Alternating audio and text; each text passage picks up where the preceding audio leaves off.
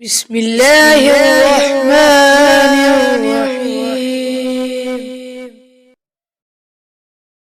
رسول اللہ نے فرمایا اسلام کی بنیاد 5 چیزوں پر قائم کی گئی ہے۔ اول گواہی دینا کہ اللہ کے سوا کوئی معبود نہیں اور بے شک حضرت محمد اللہ کے سچے رسول ہیں، اور نماز قائم کرنا اور زکوٰۃ ادا کرنا اور حج کرنا اور رمضان کے روزے رکھنا۔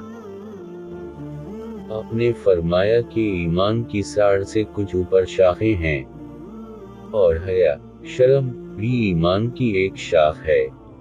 آپ نے فرمایا مسلمان وہ ہے جس کی زبان اور ہاتھ سے مسلمان بچے رہیں، اور مہاجر وہ ہے جو ان کاموں کو چھوڑ دے جن سے اللہ نے منع فرمایا۔